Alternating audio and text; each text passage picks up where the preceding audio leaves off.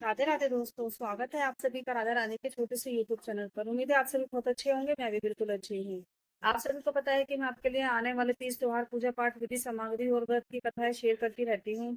तो जैसे कि शारदीय नवरात्रे, अश्विन महीने के जो शारदीय नवरात्रे हैं वह हमारे आज 22 सितंबर 2025 से शुरू हो चुके हैं, जो कि रहेंगे 1 अक्टूबर 2025 तक। 1 अक्टूबर को हम बनाएंगे माता नवमी और 30 सितंबर को हम बनाएंगे अष्टमी।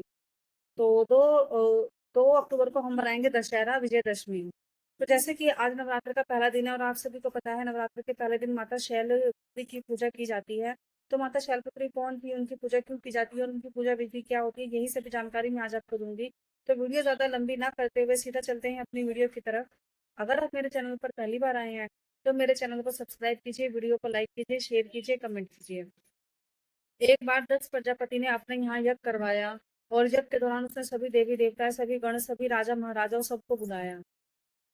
जो दक्ष प्रजापति थे वह माता सती के पिता थे और माता सती भगवान भोलेनाथ की धर्मपत्नी थी। तो जब माता सती को पता लगा कि मेरे पिताजी ने अपने यहाँ यज्ञ करवाया है बहुत बड़ा और सभी को आमंत्रित किया है, सभी देवी देवताओं को, तो माता सती भोलेनाथ जी से हट करने लगी, यानी कि जिद करने लगी कि मुझे भी उनके यज्ञ में जाना है।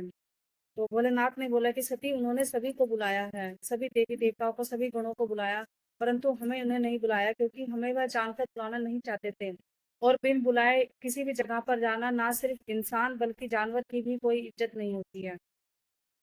सती माता ने भोलेनाथ की इस बात को नहीं माना और वह जिद करने लगी। उनका जो प्रेम था उनके पिता से मिलने का, उनकी माताओं से, उनकी बहनों से मिलने का, वह प्रेम और मोह बढ़ता ही जा रहा था। और वह जिद कर कर उनसे कहने लगी कि तुम चलो मेरे साथ, मुझे छोड़कर आओ। तो भोलेनाथ ने कहा, जी नहीं, जब मुझे जहाँ नहीं बुलाया वहां मैं आमंत्रित नहीं होता हूँ। अगर तुम्हें बुलाया तो तुम्हें भी नहीं है, लेकिन तुम अपने पिताजी से या अपने परिवार वालों से मिलने के लिए जिद कर रही हो, तो मैं तुम्हें सवारी पर भेजकर, नंदी पर सवार भेजकर भेज सकता हूँ, तुम वहां जाकर मिलकर आ जाओ और यज्ञ में शामिल हो जाओ। तो सती इतना कहकर चल पड़ी और यज्ञ में पहुंच गई। जैसे ही सती यज्ञ में पहुंची, वहां पर सती माता से किसी ने बात नहीं करी, उनके साथ बहुत दुर्व्यवहार किया। ना सिर्फ पिता बल्कि बहनों ने भी उनको कटु वचन सुनाए और एक अभद्र भाषा का उपयोग किया। इसी के साथ साथ तो वहाँ के गण और जो देवी देवता अन्य आए थे, उन्होंने भी दस प्रजापति के कहने पर किसी से भी सती माता का आदर नहीं किया, सम्मान नहीं किया, ना ही उनसे बात करी। केवल सती माता की माता जी ही थी जिन्होंने उनको प्रेम और सद्भावना पूर्ण गले लगाया और उनसे दो मुंह की बात करी, दो यानी कि प्यार प्रेम की बात करी। लेकिन सती माता को यह बिल्कुल पसंद ना आया। सती माता का कुछ देर बाद उनके पिता दक्ष प्रजापति ने बहुत अपमान किया और साथ साथ भोलेनाथ का भी अपमान किया कि तुम कैसे हो, मैंने तुम्हें नहीं बुलाया, तुम क्यों आ गए, तुम्हारा पति बिल्कुल बेकार है। मतलब उनको बहुत कटु वचन सुनाया भगवान भोलेनाथ के लिए। तो सती माता अपने पति की ये जो अपमान था वह बर्दाश्त न कर सकी और उन्हें यह ध्यान आया कि मेरे पति ने मुझे रोका था लेकिन मैं नहीं रुकी। तो इस अपमान को ना सहते हुए सती माता ने अपने शरीर को अग्नि में भस्म कर दिया और वहीं सती हो चुकी थी। तो जैसे ही सती माता अग्नि में भस्म हुई, क्योंकि उनका प्रेम जो था भोलेनाथ से था, तो उनको भोलेनाथ के साथ अपना जीवन, अपना हर जन्म व्यतीत करना था, इसलिए जैसे ही वह दक्ष प्रजापति के यज्ञ में सती होकर अपने शरीर को भस्म किया, उसी के बाद उन्होंने हिमालय राज के यहाँ पुत्री का रूप धारण करके जन्म लिया, जिन्हें शैलपुत्री के नाम से जाना जाता है। उन्हें माता दुर्गा, माता गौरी और पार्वती माता के नाम से भी जाना जाता है। तो माता शैलपुत्री और कोई नहीं, माता पार्वती, माता गौरी हमारे भोलेनाथ की पत्नी और गणेश भगवान की माता ही हैं। तो यही थी माता शैलपुत्री के जन्म की कथा, जिन्होंने हिमालय राज के यहाँ जन्म लिया और दोबारा पुनर्विवाह करके भगवान भोलेनाथ को अपना स्वयंवर के रूप में, अपने पति के रूप में स्वीकार किया। तो दोस्तों ये थी सती माता की कथा। सती माता का जन्म कैसे हुआ, किन कारणों से उनको जन्म लेना पड़ा। अब हम सुनते हैं सती माता की पूजा की विधि। सती माता की पूजा की विधि बहुत ही सरल है। सबसे पहले जैसे कि अश्विन महीने के नवरात्रे शुरू होते हैं, नवरात्रे के पहले दिन आपको घट स्थापना करनी होती है। घट स्थापना में आपको एक साफ मिट्टी का पात्र लेना होता है। मिट्टी का घड़ा तो नहीं, लेकिन एक मिट्टी का बर्तन आता है कटोरे जैसा, आप वह ले सकते हैं, बाजारों में बहुत आसानी से मिल जाता है। मिट्टी के बर्तन में आपको 7 प्रकार की मिट्टियाँ रखनी होती हैं। 7 प्रकार की मिट्टियाँ शुद्ध होनी चाहिए। अगर वह शुद्ध नहीं है तो आपको गंगा जल से उनको शुद्ध कर देना चाहिए।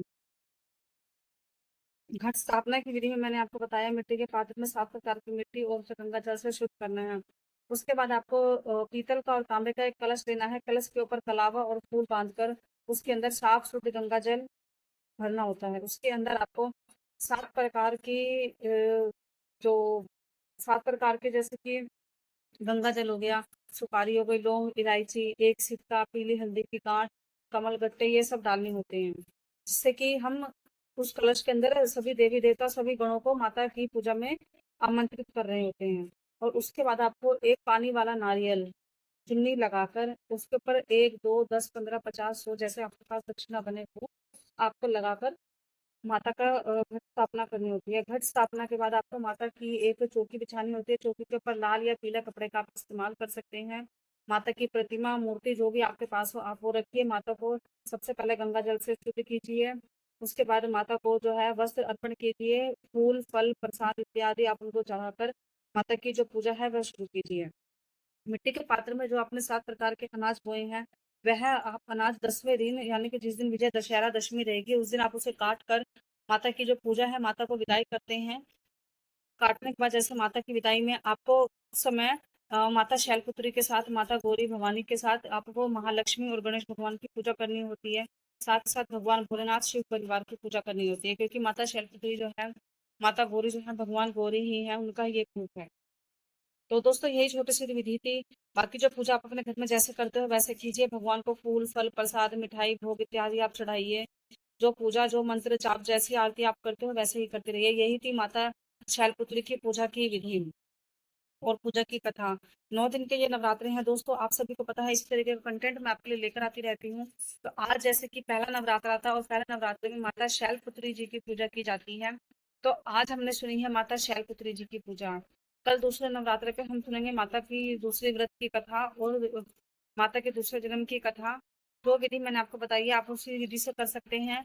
बहुत ही आसान और सरल विधि है और इतना खर्चा करने वाली विधि भी नहीं है, क्योंकि कोई भी पूजा पाठ अपनी जेब के हिसाब से होती है। क्योंकि देखो, रोजमर्रा की जिंदगी में कुछ भी इस्तेमाल कर लो, खर्चा करने को आप कितना भी खर्चा कर लो और बचाना चाहो तो कितना ही बचा लो। तो अपनी जो भी आप कर रहे हैं अपने बजट और अपनी जेब के हिसाब से कीजिए। तो अगर मेरी वीडियो आपको अच्छी लगे तो मेरे चैनल को सब्सक्राइब कीजिएगा, वीडियो को लाइक कीजिएगा, शेयर कीजिएगा, कमेंट कीजिएगा। राधे राधे।